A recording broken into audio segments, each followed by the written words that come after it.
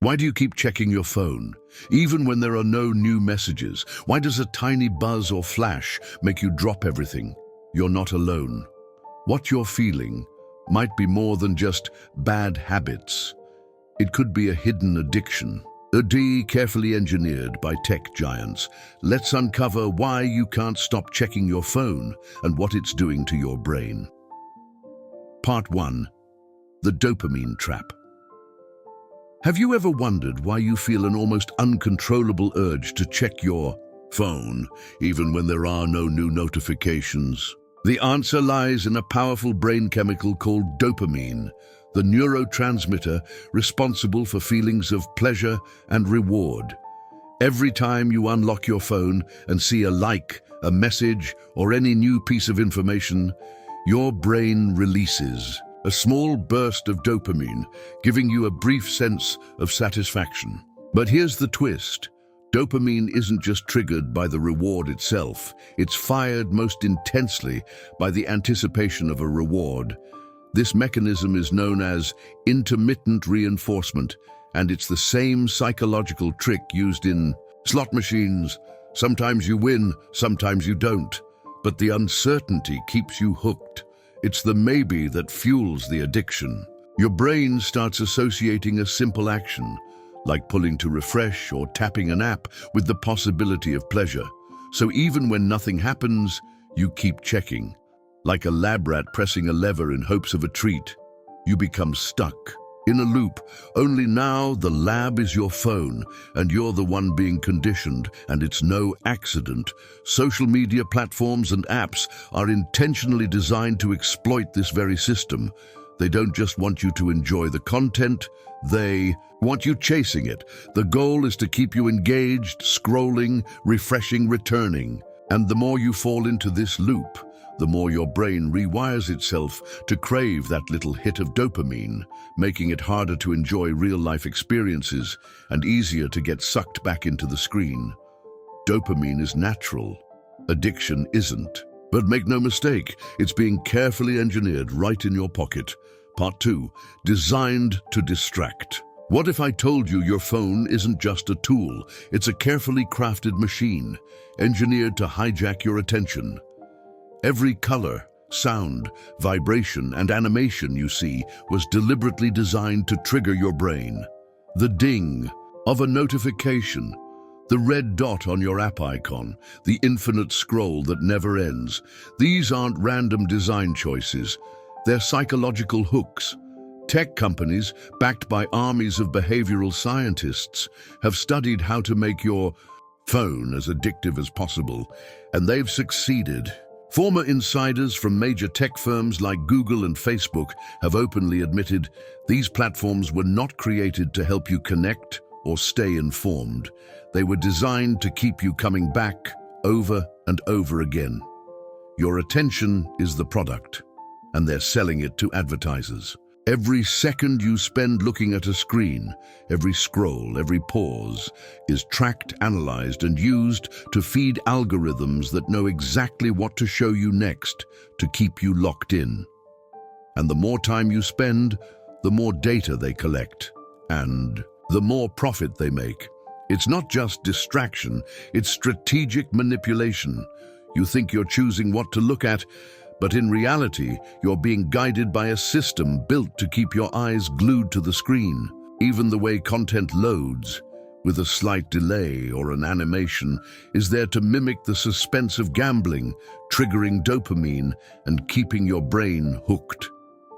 This is why you feel restless when your phone is out of reach. Why a quiet moment feels uncomfortable.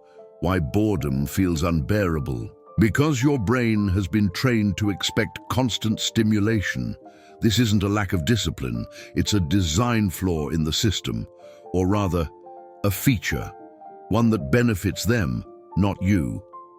Once you understand that your distractions are by design, you can start taking back control, because awareness is the first step toward freedom.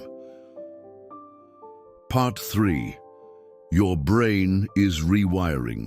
Every time you check your phone, your brain is changing, literally.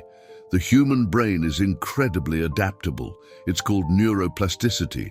It rewires itself based on what you repeatedly do. So when your days are filled with constant notifications, switching between apps, scrolling through endless feeds, and chasing digital rewards, your brain starts to optimize for distraction. You become less able to focus, less patient, and more anxious when there's nothing stimulating you. And it happens faster than you think. Studies have shown that frequent phone users have a reduced attention span, struggling to stay present with tasks that require deep thought or sustained effort. Why? Because the brain has learned that fast, instant, and new equals better. So, anything slow, subtle, or quiet, like reading, real conversation, or even silence, starts to feel uncomfortable. It's not just about losing focus, it's about losing the ability to be still. The neural pathways that once helped you engage deeply are being weakened, while the ones for impulsivity and reward-seeking are being reinforced daily. And it doesn't stop at attention. Your emotional regulation is also at risk. Constant exposure to notifications, likes, and digital comparison triggers the brain's stress and reward systems over and over again, creating a roller coaster of emotional highs and lows. You might find yourself more irritable, more reactive, and constantly seeking a hit of stimulation to feel okay. This isn't just habit, it's structural change in your brain. And the longer it continues, the more difficult it becomes to reverse. But here's the good news. If your brain can be rewired to crave distraction, it can also be rewired to crave presence. It all starts with becoming aware of the cycle you're in. You're not weak, and you're not broken. You're human. And your brain is doing exactly what it's been trained to do. The question is, are you training it on purpose, or letting it be trained for you? Part 4. The illusion of connection. We live in the most connected time in human history, yet many of us feel lonelier than ever. How is that possible? Because what our phones offer isn't true connection, it's the illusion of it. When you scroll through social media or send a quick emoji reaction, it feels like you're interacting, but your brain knows the difference between a real, meaningful connection and a digital placeholder. And over time, these shallow interactions begin to replace deeper bonds.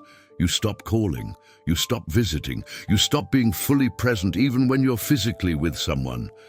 Instead, your attention is split between the moment and the screen in your pocket. And ironically, the more we rely on our devices to feel connected, the more disconnected we become from the people around us and even from ourselves. Real connection requires vulnerability, time, patience, and presence. But digital platforms are built for speed, efficiency, and performance. You're not sharing your full self. You're curating a version of it for likes, validation, and approval. And every time someone likes what you post, it reinforces the belief that this curated self is more lovable than the real one. It's a subtle but dangerous shift. Authenticity traded for approval. Over time, this creates a gap between who you are and who you pretend to be online. And that gap, that's where loneliness lives. You can be surrounded by digital noise and still feel emotionally starved. You can have thousands of followers and still feel unseen. Because connection is more than contact. It's feeling known. It's being heard without a filter, being accepted without a hashtag. And the more we chase connection through screens, the more we miss the chance to build it face to face. Your phone is a tool. It can help you connect. But if you're not careful, it can also replace connection with a hollow copy that leaves you emptier than before. In Part 5, breaking the cycle. Breaking the cycle doesn't mean throwing your phone away or moving to the woods. It means becoming intentional. It starts by recognizing that your attention is one of the most valuable things you have. And right now, you're giving it away, often without even realizing it. Reclaiming your focus is a conscious act. Turn off non-essential notifications, set screen time limits, delete apps that constantly pull you in but give you nothing back. These small actions aren't about restriction, they're about freedom. You're training your brain to focus again, to be present, to find joy in things that don't flash or vibrate. Replace passive scrolling with active moments. Go for a walk without your phone, have dinner without checking messages, sit in silence, and let your mind wander. At first, it might feel uncomfortable. That's your brain detoxing from constant stimulation, but over time, stillness becomes less foreign, and presence becomes possible. You'll notice conversations feel deeper. Time moves slower. In a good way, you start to feel again, not just react. Breaking the cycle also means being honest with yourself. Ask, why am I reaching for my phone right now? Is it boredom, anxiety, loneliness? When you pause before the impulse, you regain control. And that pause, that moment of awareness, is everything, because addiction thrives in unconscious behavior. Freedom begins with noticing. And if you want to go even further, replace screen time with real habits that fulfill you. Read, journal, move your body, spend time with people who energize you. Little by little, you rewire your brain, not for dopamine hits, but for meaning. You start to build a life that doesn't need constant escape, a life where your phone serves you, not the other way around. The cycle only breaks when you stop playing the game. And the best part? You don't need to do it perfectly. You just need to start with one small decision, one mindful choice, one less scroll. This isn't just about phones. It's about the kind of life you want to live. A life where your thoughts are your own, where silence isn't scary, where your worth isn't measured in likes and your peace isn't interrupted by every buzz in your pocket. It's about building mental sovereignty, where you choose what gets your attention instead of letting algorithms decide.